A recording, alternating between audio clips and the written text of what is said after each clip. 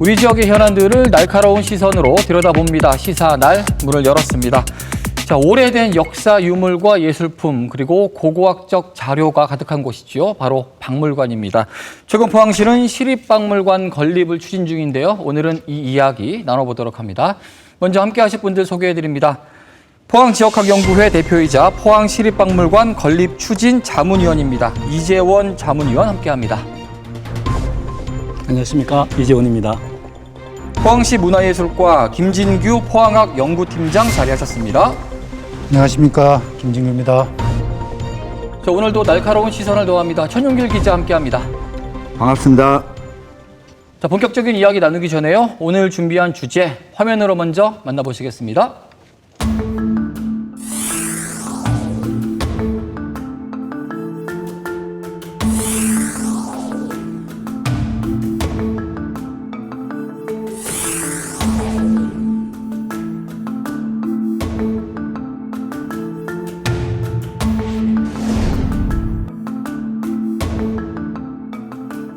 포항에서 발굴된 국보와 보물 등 귀한 문화재들은 포항을 떠나 전국 여기저기에 흩어져 있습니다. 문화재를 보관할 수 있는 수장고와 전시할 수 있는 박물관이 없기 때문인데요.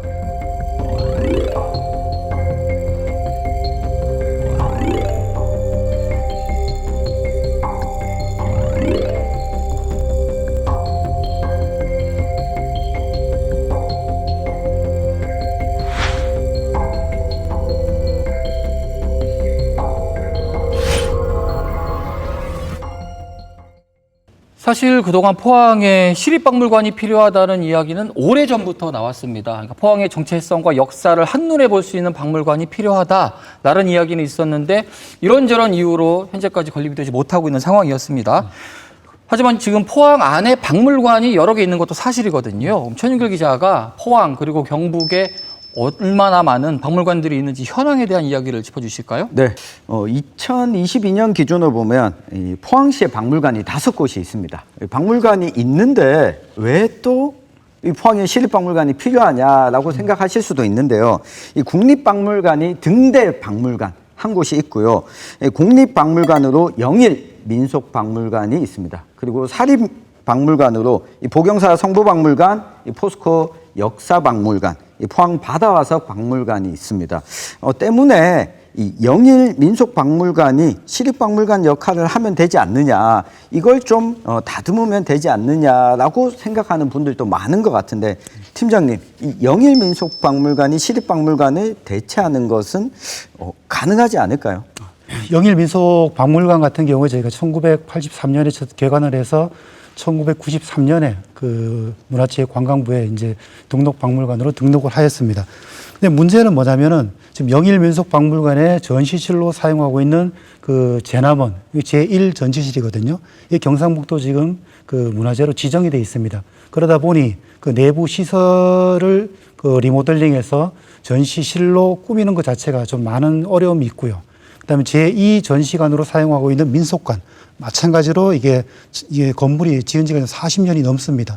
넘고 이 구조 자체가 굉장히 그 바람도 많이 통하고 하기 때문에 항온, 항습 시설 자체를 설치를 할 수가 없습니다. 그러다 보니까 어떤 항온, 항습이 필요한 그런 유물들 전시가 굉장히 어려운 그러한 실정이거든요. 그런데 제일 중요한 게 뭐냐면 저희가 영일민속박물관이 1983년에 개관을 한 이후에 아직도 한 번도 이게 그 순환 전시를 못하고 있습니다. 가장 큰 이유가 뭐냐면 수장고가 없습니다. 수장고가 있어야지 우리가 새롭게 전시할 전시물을 가지고 와서 수장고에 놓고 그 유물을 다시 바꾸고 이렇게 할 수가 있는데 그런 게 없다 보니까 그 새로운 유물 전시가 전혀 못 되고 있는 그런 실정이죠. 자, 그리고 박물관이 제일 중요한 것이 뭐냐? 상설 전시실이 있어야 되겠죠. 그 다음에 그 특별 전시실 또는 뭐 기획 전시실, 교육실, 휴게시설 뭐 이런 것들이 있어야 되는데 전혀 그게 없습니다. 그러다 보니까 잠깐 왔다가 그냥 스쳐가는 그런 박물관이 되다 보니까 제대로 된 시립박물관의 기능을 못하고 있습니다. 포항에 시립박물관이 필요하다. 그런데 대체적으로서 영일민속박물관은 어떠한가? 네. 하지만 뭐 수정거도 그렇고요. 더불어서 뭐 교육이라든지 뭐 연구 기능으로도 네. 사실상 현실적으로 불가능한. 그렇다면 이 필요성을 조금 더 나아가서 이야기를 설명을 해주신다면 포항의 시립박물관 왜 필요하다고 이야기할 수 있을까요? 그렇죠. 이게 뭐 한 단어로 이야기하기는 좀 어려운데요. 우리가 박물관의 기능을 먼저 좀 생각을 해보셔야 됩니다. 흔히 박물관 하면 어떤 유물을 보관을 하고 학생들이 가서 혹은 관심 있는 사람들이 가서 전시 공간으로서의 구경하는 정도로만 생각을 하거든요. 실제로 굉장히 중요한 박물관의 기능이긴 하죠. 하지만 그 박물관이 있음으로써 그 도시의 정체성을 역사적으로 담아낼 수 있는 그릇이어야 된다. 단순한 유물뿐만 아니라 그 유물의 간에도 스토리가 있어서 그 도시의 정체성을 그리고 그 도시의 이야기를 이러한 것들을 표현할 수 있는 공간이 박물관이어야 되고요. 그리고 그 박물관은 거기에다 더 나아가서 시민들에게 그러한 정체성을 홍보를 할 수 있는 기관이어야 된다. 즉 학예사가 결국은 우리가 뽑게 됩니다. 그럼 그러한 학예사 분들이 어떤 포항시에서만 해오던 거에 이상으로 전문 인력들이 포항시의 어떤 그러한 내력들을 알리고 홍보하고 기획하고 전시하고 이름으로써 포항이 문화도시가 되는 데 있어서 가장 필요한 어떤 거점이 되는 공간이 박물관이죠. 사실 그렇죠. 박물관을 잘 지어놓고 박물관을 방문하게 되면 그 지역의 스토리를 한 번에 보고 그렇기 때문에 그 지역을 제대로 기억할 수 있게 되고 또 관심 있게 되는 부분에 있어서 장점이 있는데 그래서 결국 그러려면은 그 박물관에 수장되어 있는 또 소장하고 있는 역사적 유물들의 가치가 높아야 되거든요. 그렇죠. 그러면 지금 포항시가 보유하고 있는 포항시와 함께하고 있는 유물들의 가치는 어느 정도인지 그 부분을 좀 짚어봤으면 좋겠어요. 사실 뭐 보물이라고 하면 여러 가지가 있겠지만 흔히 다들 국보하면 제일 대단한 거지 않겠습니까? 네. 실제로 우리가 포항이 철강도시다라는 이미지가 워낙 강하다 보니까 포항에도 문화재, 보물 혹은 천년기념물 뭐 이런 게 있어 이렇게 생각하실 수 있습니다. 그래서 박물관이 있으면 그동안에 우리가 발견되었던 보물, 뭐 국보까지 그리고 천년기념물은 조금 다른 내용이긴 합니다만 어떤 철강도시, 산업도시 외에 포항에 이런 다양한 역사와 문화가 가지고 있다는 그런 유물들을 전시할 수 있는데 국보 같은 경우만 하더라도 우리 신라비가 2점이 국보로 지정이 되어 있거든요. 중성리와 그리고 냉수리에 발견된 비석이 신라 때 비석으로 국보가 되어 있는데 이게 이제 공교롭게 포항에 박물관이 없다 보니까 우리 포항 사람들이 이제 보고 싶어도 볼 수 없는 것이 중성리 신라비고요. 그리고 냉수리 신라비는 그러한 어떤 필요성에 의해서 보관은 되어 있는데 지금 신광면사무소 앞에 그냥 풍화에 노출되는 그런 보존이라고 할 수 없는 정도의 보관이다 보니까 그러한 안타까움을 많이 자아내고 있습니다. 네. 앞서 뭐 두 분께서도 언급을 해주셨는데 이 다른 뭐 유물들은 다른 기관에 기탁되어 있다 보니까 여기는 포항 시민들이 볼 수 없다는 이렇게 아쉬움은 네. 있지만 이 보존에 있어서는 크게 걱정이 안 되는데 네, 맞습니다. 냉수리 신랍이 있는 이 야외 있잖아요. 맞습니다. 그러니까 그렇죠. 비가 오거나 태풍이 몰아치면 이 그대로 노출되어 있거든요. 실제로 이 냉수리 신라비의 보존 상태와 관련해서 이 점검이 있었습니다. 그 2018년에 나왔던 이 냉수리 신라비 정밀 실측 조사 보고서를 보면 현재 위치가 원위치가 아닌 점을 고려했을 때 굳이 이곳에 계속 보관할 이유가 없다. 오히려 풍화에 계속 노출돼서 앞으로 시간이 더 지나면 훼손될 우려가 있기 때문에 이 적절한 보존 대책을 좀 마련해야 된다라고 지적을 하고 있기도 하거든요. 사실 국보를 보유하고 있는 지자체가 생각보다 많지 않습니다. 네, 근데 가지고 있는 국보도 제대로 보존하지 못한다면 이게 이 포항시 입장에서 후손들한테 고개를 좀 들 수 있을까 하는 생각도 듭니다. 이 부분이 좀 궁금해요. 그러니까 지금 사실 박물관이 없기 때문에 여기저기 지금 흩어져 있는 상황인 것 같은데 이거 다 가져올 수 있어요? 제대로 기증 기탁을 해주실까요? 일단 저희가 경주 국립박물관에 소장되어 있는 뭐 포항 출토 유물들은 저희 경주 박물관과 이제 협의를 했습니다. 협의를 해서 포항의 시립박물관이 건립이 되고 나면 그 포항시에서 요청하는 그 유물들은 대여를 해서 전시할 수 있도록 해주겠다라고 해서 저희가 협조 요청을 했고 그 협조 공문을 저희가 받았습니다. 받고 그 다음에 향후에 이제 기증 기탁 운동을 통해 가지고 저희가 이제 계속해서 이제 유물들을 이제 받을 예정이고 그것들을 전시할 계획인데 그 문제는 기증 기탁을 통해서만 저희가 다 포항 시립박물관이 필요로 하는 유물을 만들 수는 없거든요. 받을 수는 없거든요. 그러다 보니까 제가 향후 매년 그 유물 구입 예산을 편성을 해서 시립박물관에 꼭 필요한 그런 유물들은 구입을 해서 전시할 그런 계획으로 있습니다. 그리고 저희 같은 경우 이제 유물 그 전수 조사를 할 계획이거든요. 그러다 보면 저희가 알지 못하는 유물들이 굉장히 많을 겁니다. 전국적으로 흩어져 있는 것들이. 그럼 단순하게 저희가 그걸 뭐 조사만 하는 게 아니고 조사하는 과정에서 자, 기증도 물론 중요하겠지만 기타 가는 유물도 굉장히 많을 겁니다. 자, 그럼 기타 의사가 있는지까지 확인을 한다고 하면 저희가 향후에 박물관이 건립되고 난 이후에 우리가 어떻게 전시 계획을 수립할 수 있는지 그런 것까지 저희가 다 계획을 할 수 있는 그런 어떤 이점이 있을 것 같습니다.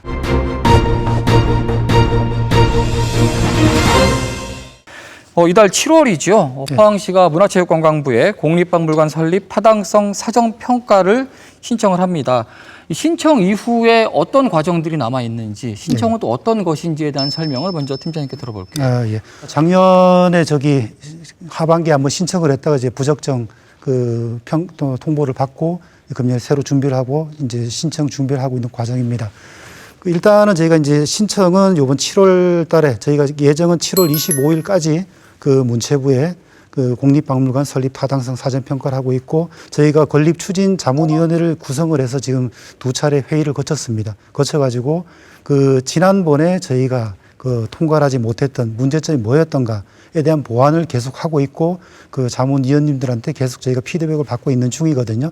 그래서 그걸 모두 이제 마치고 7월 17일 날 저희가 문체부에 그 사전 그 협의를 먼저 하게 됩니다. 거기에서 이제 최종 마무리. 자, 이런 부분 더 보완을 했으면 좋겠다라고 하는 내용까지 다 작성을 한 이후에 7월 25일 날 저희가 제출하게 됩니다. 그 이후에 이제 9월 달에 그 문체부 평가위원들이 이 현지 조사를 오시게 되고 그 이후에 11월 초에 이제 최종 평가 통보가 오게 될 예정입니다. 팀장님이 아까 이야기하신 것처럼 이번이 처음 신청은 아니거든요.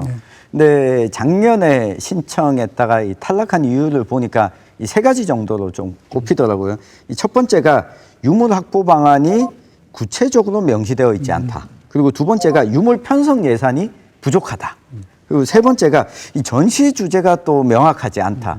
사실 박물관을 건립하고 운영하는데 이 부분을 보는 이유가 박물관 짓겠다라고 해놓고 이거 통과되고 그렇죠. 못 짓게 되면 이 문제가 있을 수 있고요. 그리고 유물도 없는데 박물관을 왜 지어? 라고 하는 부분 때문인데 사실 이 부분을 어떻게 조금 보완을 했는지도 시민들 입장에서 좀 궁금한 부분이거든요. 그렇죠. 먼저 그 전시 방향에 대해서 지적사항 중에 한 가지죠. 이야기를 좀 나눠볼게요. 전시 방향 올해는 어떻게 잡고 있는지 궁금하네요. 지난해에 이제 반려가 됐던 이유가 전시 주제가 불명확한 이유였다고 하잖아요. 네. 그 전시 주제가 불명확하다는 이유가 내용이 뭐냐면 각 선사시대면 선사시대 그다음에 고대, 어떤 중세, 근대 이럴 때 그 각각의 어떤 내용들이 부족하다라는 거였다고 합니다. 그래서 가령 이제 우리가 선사시대라고 하면은 우리가 포항이 고인돌 그리고 암각화 이런 걸로는 또 굉장한 지역이잖아요. 그래서 고인돌이라 하더라도 고인돌이 어디에 있고 분포 그리고 그러한 것들이 어떠한 전체의 역사에서 의미가 있는가. 그리고 또 암각화 같은 경우는 칠포리, 신흥리 여러 군데에 있는데 그러한 암각화는 또 어떠한 의미가 있고 뿐만 아니라 고대 같으면 신라시대 때 어떤 그런 유물이 어떠한 것들이 있고 이런 것들을 좀 더 구체적으로 명시를 지난해에는 못했던가 봐요. 우리가 지금 만들려고 하는 것은 우리 포항에 있는 공립박물관이지 않습니까? 그러니까 국립박물관 같은 경우는 경주면 신라시대의 유물들이 그곳에 있기 때문에 그곳에 국립박물관을 짓는 거거든요. 김해는 가야 문화가 있기 때문에 그런 거고요. 포항은 포항에 그러한 어떤 전체적인 그러한 것들이 있기 때문이 아니라 포항의 역사를 담아내는 박물관이라는 점에서 차이가 납니다. 그래서 통사적으로 그러니까 신라면은 경주 이러한 것이 아니라 포항에 있었던 고대부터 근대까지의 역사를 쭉 담아내는 것이 결국 우리 지역에 있어야 되는 박물관의 의미거든요.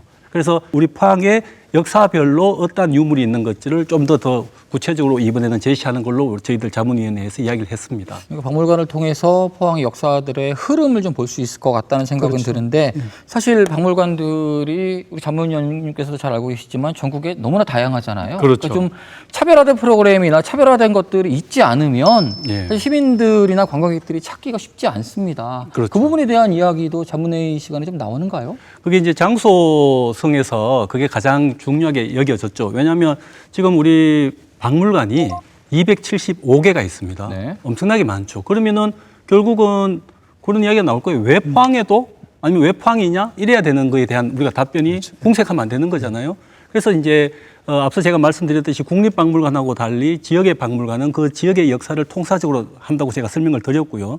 그러면 그 장소에서 그러한 내용들을 표현할 수 있어야 되는데요. 저희들이 이번 2차 자문회의 때는 장소까지 이야기를 했었습니다. 그 장소로 이제 선정된 곳이 연호랑 새우젓 테마파크. 네. 예, 연호랑 새우젓 테마파크는 아시다시피 이제 우리 그 포항의 역사에서 문헌에 나오는 가장 오래된 이야기지 않습니까? 그 장소가 우리 동해면 인공리고요. 또 그곳에는 우리가 귀비고도 지금 만들어져 있고 테마파크로 만들어져 있는데 그곳에 박물관이 지어지면 그때의 역사를 지금까지 연결되어지는 어떤 그런 의미로 우리가 장소성을 보는 거고요. 그곳이 바다가 보이는 정말 멋진 장소입니다. 그러다 보니까 앞서 제가 275개의 다른 국립박물관에 비해서 또 현재까지 만들어진 국립박물관 포함해서 바다가 보이는 박물관은 아무 데도 없습니다. 그래서 그러한 것들만 봐도 우리가 포항이 연호랑 새우젓가 결국은 일본으로 우리 문화를 건네주는 해양 교류사의 이야기잖아요. 그래서 해양 교류, 즉 우리 해양 문명, 해양 역사를 가진 우리 포항 땅에서 이러한 박물관이 그러한 해양 역사를 대변하는 그러한 정체성을 이야기한다고 생각을 하는 거죠. 연호랑 새우젓 테마파크의 경우에는 관광객들도 사실 많이들 찾고들 계세요. 네, 그렇기 때문에 부지가 어떤가에 대한 고민을 아마 다소 해소할 수 있지 않을까라는 생각을 하면서도 한편으로는 조금 접근성이 좀 떨어지는 것 아니냐. 왜냐면은 시립박물관의 경우에는 조금 더 시민들이 좀 가깝게 다가갈 수 있는 거리가 좋지 않을까에 대한 생각도 분명히 있을 것 같아요. 좀 정확한 부지와 함께 접근성에 대한 이야기도 조금 더 나눠봤으면 좋겠습니다. 어떻게 이야기할 수 있을까요? 일단 저희가 지금 연호랑 새우젓 테마공원 자체가 이제 동해면에 이제 좀 치우쳐 있다. 그러니까 도심에서 좀 떨어져 있으니까 대중교통 접근성도 떨어지고 많이 좀 가기가 어렵지 않느냐라는 그런 이제 얘기들이 좀 나오고는 있습니다. 근데 지금 향후에 지금 저희가 이제 그 연호랑 새우젓 테마공원으로 이루는 그 부지 이제 도로를 더 확장 계획을 하고 있거든요. 확장이 되고 그리고 지금 이제 호미 그 반도 일원에 지금 국가해양정원을 지금 조성하고 있는 중입니다. 거기에 따라서 같이 어떤 접근성의 문제도 도로가 더 확장된다거나 하는 그런 문제들 그리고 그 옆에 이제 다른 어떤 부대 시설들이 들어오겠죠. 그러다 보면 자연스럽게 여기가 해양 역사문화 관광 클러스터로 조성이 되고 지금 많은 그 관광객들이 찾고 있는 구룡포, 그 일본인 가옥거리 있지 않습니까? 그 드라마 세트장 있는 것들. 그런 부분들 한 바퀴 돌고 나올 수 있는. 그러니까 연호랑 새우젓 테마공원 거기가 출발점이 될 수도 있고, 호미반도를 도는. 그러니까 구룡포 쪽에 들어갔다가 나오는 뭐 종점이 될 수도 있는. 그러니까 어디든지 시작을 하든 끝이 되든 거기를 다 들려서 올 수 있는 그런 위치가 될 수 있도록 아마 접근성이 아마 강화되리라고 봅니다. 뭐 사실 실현 타당성은 또 좀 봐야 되겠지만 뭐 책임 있는 말은 아직은 안 되겠습니다만 그날 자문회의 때 저도 이야기를 했는데요. 뭐냐면 그 이제 임곡 땅에 그 박물관이 있으면 배를 타고 갈 수도 있는 거예요. 지금 우리가 포항 운하를 이제 배가 다니잖아요. 그걸 이제 좀 더 확대가 된다면 어떤 우리 북구에서 KTX역이라든지 포항 북구에 있는 바닷가 항구에서 배를 타고 인곡까지 와서 박물관을 만약에 볼 수 있으면 그것 또한 그것만 해도 다른 어느 박물관, 그건 세계적으로도 그런 데가 잘 없을 겁니다, 아마. 그래서 접근성이라는 것이 물론 도로가 연결이 되고 셔틀버스가 다니고 그거는 기본적으로 해야 되는 거고요. 배를 타고 갈 수 있다는 것만으로도 굉장히 큰 매력이 있는 곳이 아닌가 그렇게 생각을 합니다. 일단 보면 거기가 또 아까 뭐 대표님 말씀하셨지만 처음에 바다가 보이는 박물관이다라고 하셨는데 그런 독특한 어떤 그 경치적 입지를 가지고 있으면 요즘 한참 뭐 젊은 친구들이 많이 하는 뭐 인스타 그 명소가 되죠. 명소도 되고 거기에 또 이제 자문회의 때 잠깐 나왔지만은 그 한 자문위원분께서 여기서 뭐 멋진 카페가 들어오거나 아니면 음식점이 들어오거나 하면은 이 또 다른 명소가 될 수 있는 그 관광객 유입 할 수 있는 그 방안이 될 수도 있다. 그런 말씀도 한번 하셨거든요. 그렇지만 그런 것들은 차치하고 나서 일단 거기가 어떤 사진을 찍기 좋은 그런 뭐 풍광이 있는 박물관이다라고 한번 입소문이 나게 되면 그 멀리서도 찾아올 겁니다. 찾아서 야 나도 저기 사진 한번 찍고 올려야 되겠다. 그런 것들이 요즘 많지 않습니까? 사실 뭐 박물관이 그 포항의 역사를 다 담아낸다고 했는데요. 꼭 그 고대나 뭐 신라나 이런 걸 이야기하는 것이 아니라 현대의 역사에서 또 빼놓을 수 없는 것이 포항 제철이지 않겠습니까? 우리 포항 역사에서는 포항 제철이 가장 잘 보이는 곳이 또 그곳이에요. 바다를 넘어서. 그래서 그런 것들을 보면 연우랑 세원역의 그런 그 신라 고대와 그리고 포항 제칠이라는 뭐 근대 현대 때 그런 역사를 한 곳에 다 담아낼 수 있는 곳이 그 장소다라고 생각을 합니다.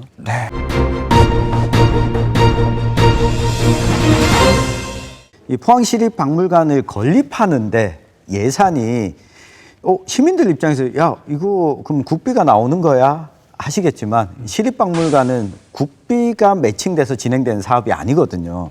그러면 이게 예산이 얼마 정도 들고 이 포항시에서 확보가 가능한지 이것도 사실 궁금하거든요. 현재 건립 예산은 어느 정도로 추정하고 지금 계시나요? 현재 저희가 사전 평가에 지금 신청하는 그 건립 비용 460억으로 이제 가량으로 지금 이제 신청을 합니다. 그 중앙정부 문체부에서 그 일괄해서 이제 광역시도에 그 이제 예산을 주면 광역시도에서 이제 편성을 하게 됩니다. 편성하게 되면 저희 같은 경우에 한 40%가 이제 전환 사업비로 받고 나머지 60% 정도는 저희가 이제 저희 시비로 확보를 해야 되는데 그 확보해야 될 예산이 한 260억 가량 됩니다. 그렇지만 그걸 저희가 한꺼번에 그걸 다 예산 확보를 한 게 아니고 박물관 건립 아까 뭐 말씀하셨지만 4년에서 한 5년 정도 걸립니다. 그럼 매년 그 이제 일정 부분에 그 저희가 예산을 확보를 해서 그 운영을 해 나가야 되고 건립을 해 나가야 되겠죠. 근데 문제는 아마 그렇게 시민 여러분들이 저런 생각 많이 하실 겁니다. 아니 그렇게 많은 돈을 들여가지고 박물관 건립했는데 우리한테 돌아오는 게 뭐야? 우리가 얻는 게 뭐지? 이렇게 생각할 수도 있거든요. 단순하게 그렇게 생각하는 수도 있겠지만 저희가 지금까지 박물관이 없었기 때문에 저희가 누리지 못했던 그런 어떤 정신적인 향유하는 것들에 대한 그런 것들을 저희가 이제 다시 메꿔 드릴 수도 있거든요. 지금까지 내 포항의 역사가 이런 게 있었는데 몰랐다라고 하는 거 그런 것들을 알게 되실 수도 있고 내가 가진 이 지역에 대한 어떤 자부심도 느낄 수가 있겠고 그런 것들을 저희가 이제 하나하나 프로그램을 만들어서 전시 프로그램, 그 다음에 체험 프로그램, 교육 프로그램 이런 것들을 통해서 모든 세대들에 맞는 그런 프로그램을 지금 계획을 하고 있습니다. 계획을 해서 그 중장년층에 맞는 프로그램, 청년층에 맞는 프로그램, 그 다음에 학생들에 맞는 프로그램을 통해 가지고 저희가 각각의 수요에 맞게 지금 다 계획을 하고 있거든요.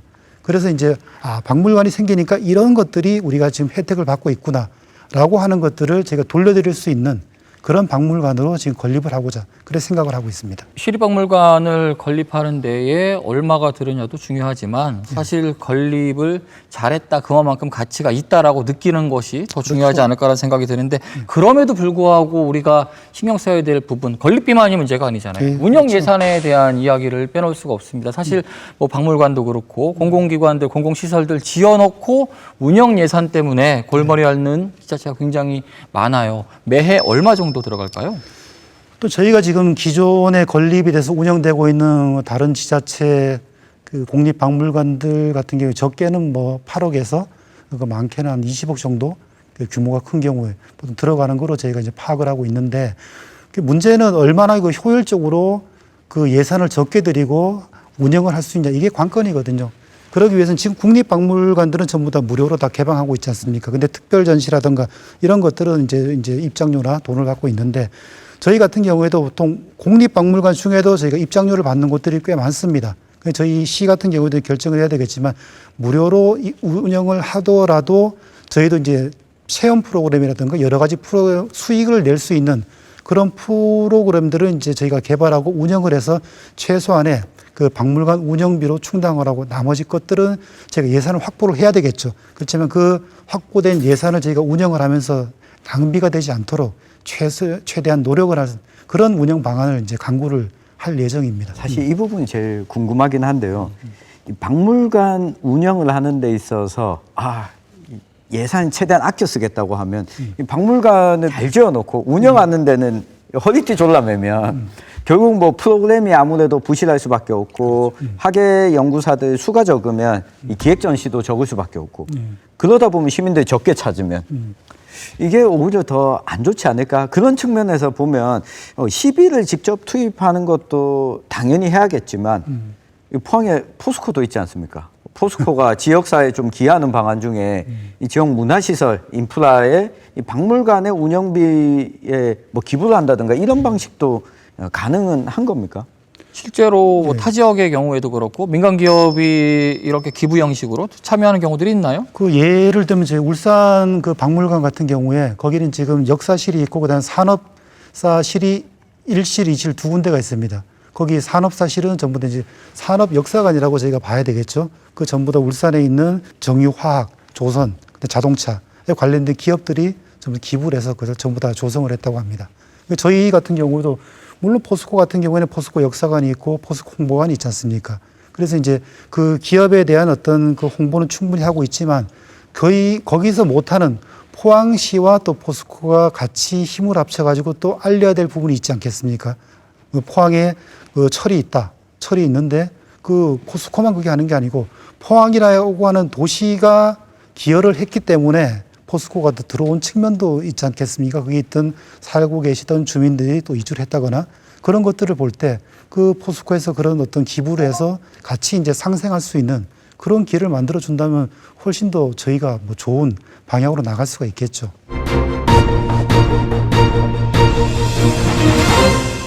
사실 포항이 뭐 철강 도시, 해양 도시로서의 이미지가 있는데 문화, 역사 도시로서의 가치를 어떻게 남길 것인가가 근본이 되는 거잖아요.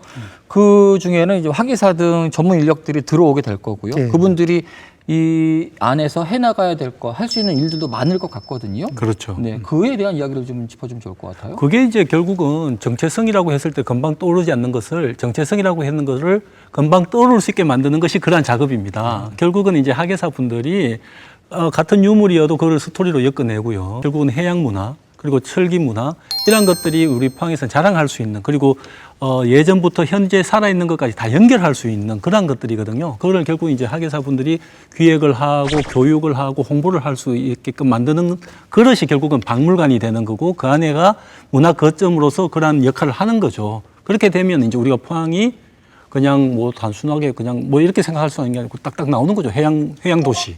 철강 도시, 산업 도시, 그리고 미래의 어떤 도시 이러한 것까지도 다 풀어낼 수 있는 거점이 되는 것이죠. 네, 제가 만약 그 학예사가 됐다고 생각을 한다면 앞서 이 고대부터 현대까지 통사는 기본적으로 시립박물관은 보여줘야 되기 때문에 요거는 준비를 하되 이 기획 전시로 저는 포항 FC 특별전을 한번 해봤으면 좋겠다. 예. 포항 스틸러스 특별전을 해봤으면 좋겠다. 특히 그 해양 도시인데다가 이 프로축구가 출범한 첫 해부터 참가를 했었고 그렇죠. 국내에서 최초로 전용구장을 세우기도 했었고 이 고등학교, 중학교부터 유스팀이 처음으로 제대로 운영돼 왔던 역사도 있고 포항이 배출했던 이 선수들 특별전, 그러니까 포항만이 가질 수 있는 상징들을 여러 면에서 활용한 기획 전시가 저는 충분히 경쟁력이 있다. 그런 장점들을 많이 가지고 있기 때문에 통사에서 더해서 많은 부분들에서 열어놓고 이 포항시립박물관이 활용되고 찾아올 수 있으면 좋겠다는 생각을 해봅니다. 네. 스틸러스에 덧붙이면요. 스틸러스 그 구장에 그 응원을 보면 족보 없는 축구는 가라. 이렇게 좀 우리가 그만하게 이야기도 하는데 그만큼 우리 포항의 축구의 역사는 그냥 프로 축구의 그냥 산 역사예요. 하나 덧붙이면 우리 신광에 가면 신광면 축구대회, 8.15 축구대회가 네, 그렇죠. 예. 또 그만큼의 오래된 역사가 있어서 스틸러스뿐만 아니라 축구를 이야기하면 신광면까지 나올 수 있기 때문에 이런 거거든요. 결국은 현대의 어떤 축구 역사 그리고 어떤 그 1940년대, 50년대 축구 역사 이런 것들을 다 연결시킬 수 있는 내용들이 이제 막 하나씩 나오는 거죠. 그러니까 비단 뭐 과거만의 박물관이 아니라 현재가 함께할 수 있는 박물관으로서도 다양한 전시 행정이 좀 필요할 것 같다라는 이야기도 좀 나온 것 같습니다.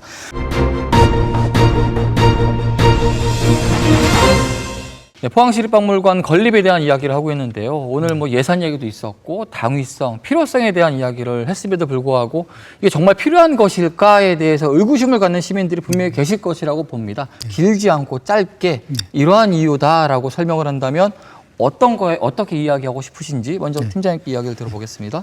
예. 포항시립박물관, 예, 박물관이죠. 박물관은 왜 있어야 되는지 많은 의구심을 가지실 수가 있습니다.